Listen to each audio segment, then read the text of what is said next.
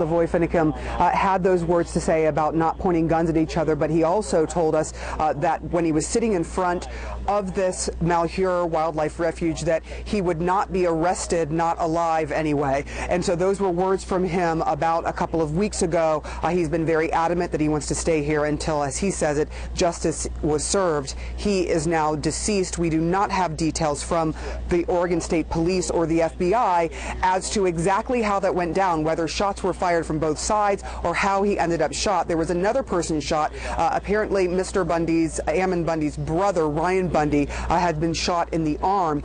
We've heard those details, some of them, from the Bundy's father. His father talked to one of our sister stations and explained what he said Ammon Bundy told him about the shooting.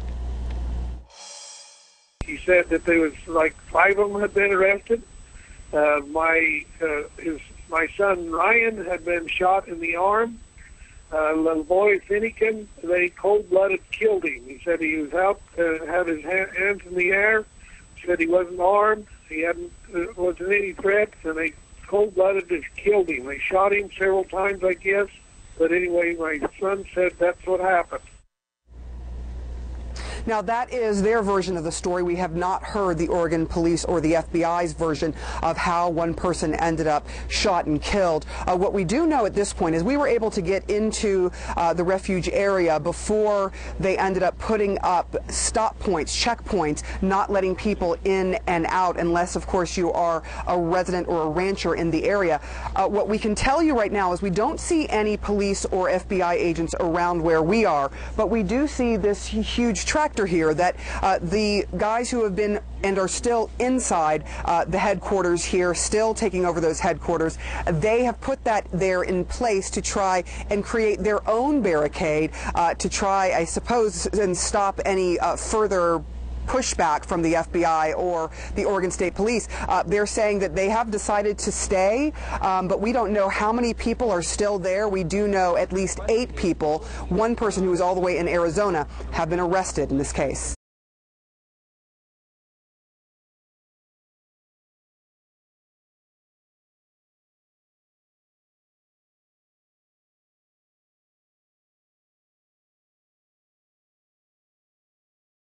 Feds claim they could hold Bundy Ranch defendants 5 years and not violate 6th Amendment's protections for speedy trial. Yes, you heard that right. Apparently, the words speedy trial in the 6th Amendment of the U.S. Constitution doesn't mean that a trial will be all that speedy in getting around to. This is according to Acting United States Attorney for the District of Nevada, Stephen W. Myra, who had a huge upset recently in the first round of the Bundy Ranch trials. The claims of Mr. Myra stem from a response to Mel Bundy, who has consistently asserted his right to a speedy trial, and because he has now been in custody for more than a year pending trial. Myra and his team continued. Bundy neglects to mention that defendants have collectively filed numerous, and at times frivolous, motions, including motions to dismiss, motions for reconsideration, and appeals to the Ninth Circuit, all of which impact the speed with which this case proceeds to trial. What Myra doesn't tell you is that all of those motions are within the rights of the defense as a protection for them so that they may appeal any conviction of guilt in a higher court. According to the Speedy Trial Act, 18 U.S.C., sections 3161 to 3174.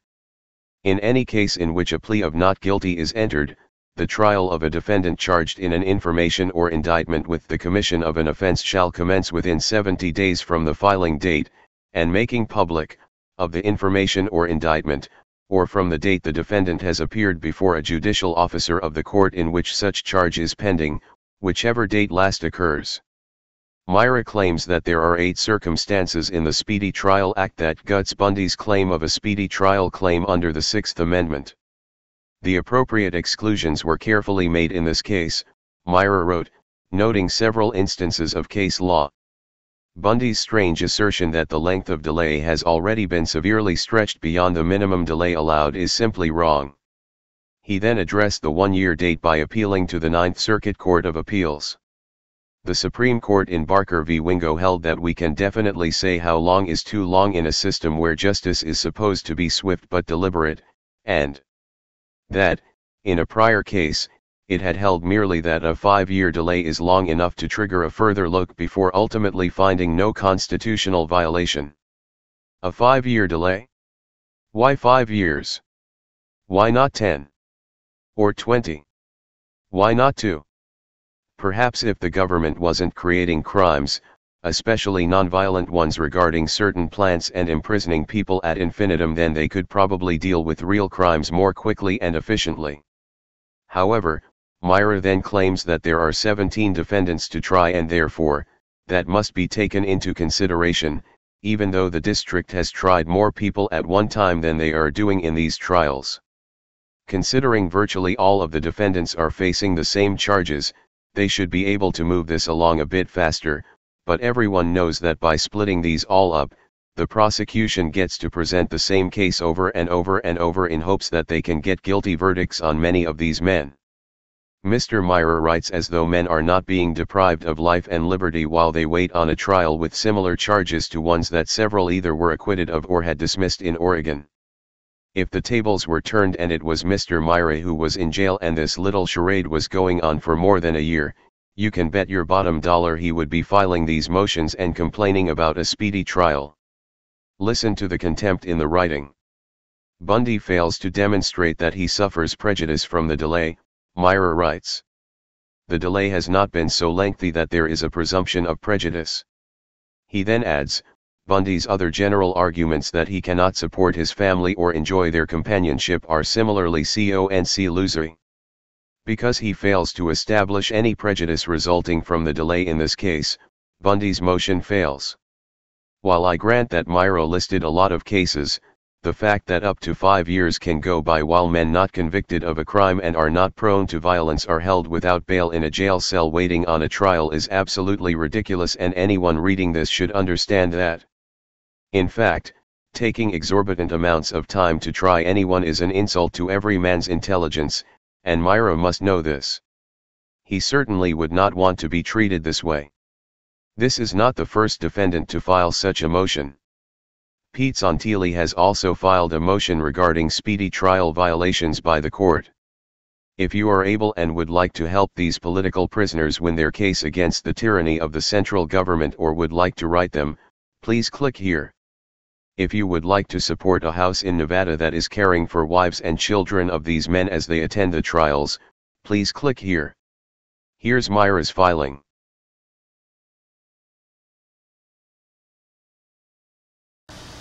Hey Charlotte County, this is Charlotte County Cop Watch, and I wanted to explain what fair use is. You can use pieces of news articles if you're doing it for news reporting, you have commentary, and you're doing it for education purposes. So that's what fair use is, as you can see right here. Another reason why I wanted to make this video is to let you know I have just joined with Patreon. A nice thing with Patreon, I make no money on YouTube. They took the money away years ago, and so this is another way to give, and it's a nice thing too because you can give monthly. You can give $1, $5, $10, whatever. I do 4 to 5 hours a day on trying to wake the sheeple up on how corrupt it is and different ways that you can fight the corruption. So Patreon is a way that you can do it, and then of course the old way is still there. Donate to Charlotte County Cop Watch with PayPal or credit card. So keep that in mind. 4 to 5 hours a day. I make no money, but the corruption happened to me and I'm sick of it, so I'm trying to wake people up. But my wife would love it if if we could get some help out there. There's 47,000 subscribers. Just think if each one of you subscribers just gave let's say actually yes, $1 a month. 47,000 subscribers gave $1 a month. That would be awesome. That's not going to happen. But anyways, that would be great if it did happen. But do the math in your head. Just think about it. Like I said, 4 to 5 hours a day. I get no money from YouTube. YouTube has gone nuts. You can't do anything anymore. They're taking the money away everywhere. So these are a couple different ways that you can still help out with all this time that I put in. And as you know, I'm in a special situation where at least I can do it. 4 to 5 hours a day. We have a cleaning company during the day. That's what allows me to do this, and we're debt free. So this is my hobby. I don't go fishing and all that other crap. I try to save the world. So help me out to make the wife happy, man. In fact, if you guys did give $1 a day, and there was 47,000 of you, and you did it, and each of you gave $1, and that was every month, oh my God, yes, I could quit. I could start suing them. Another idea too that we have is, you know, if I got, you know, some funds, we could actually contact everyone that has been ticketed and or arrested and put in jail and start sending them postcards to let them know we're here, and to see if everything went all right, and if it didn't, find out their story. So we could even do more investigations and more lawsuits. Lawsuits take money. So just think about that. You know, 47,000 of you so far right now. You know, $1 a day.